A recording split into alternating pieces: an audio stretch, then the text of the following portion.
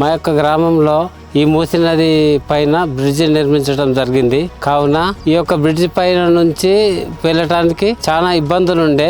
ఆ విషయంలో అప్పుడు మన గౌరవనీయులైనటువంటి 2014 గెలిచినటువంటి కేవీఆర్ కొండ విశ్వేశ్వరరెడ్డి గారు గెలిచిన తర్వాత మా గ్రామానికి ఇచ్చేసిండు. అప్పుడు మేము ఒక విజ్ఞాపన పత్రము ఇచ్చినాం.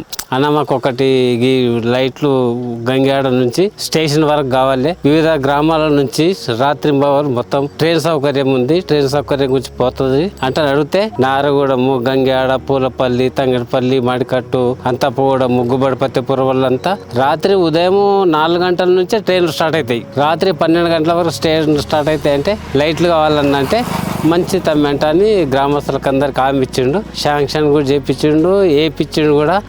ఎంపీ సాబ్ కూడా ఒక 6-7 మాటలు మా గ్రామానికి ఇచ్చేసి కూడా ప్రతి ఒక్క పండుగకు కూడా ఇచ్చేసిండు. బోనాల పండుగకు ఇచ్చేసిండు, బతుకమ్మల పండుగకు ఇచ్చేసిండు. అన్ని విధాలు చేసిండు, మంచిగా అయింది.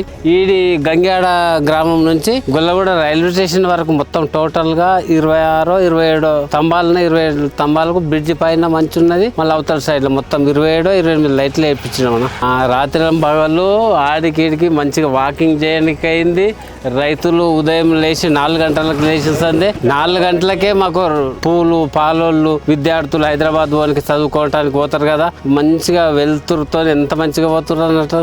రాత్రిలో ఆడపిల్లలు కూడా మబ్బులో 3 గంటలకు లేచి కూడా లైట్ వెళ్తుందంటే పోయి స్టేషన్ పోతుర్రు వస్తుర్రు. కొండ విశ్వేశ్వరరెడ్డి గారు అంటే నీతి, న్యాయం, ధర్మం గల వ్యక్తి. ఆయన రాజకీయాల్లో కూడా అటువంటి వ్యక్తి ఉండటం మా యొక్క అదృష్టమే. మా గ్రామానికి అయితే 10 సార్లు వచ్చారు. మాకు అదే సంతోషం. ఆయనకు మా యొక్క వందనాలు.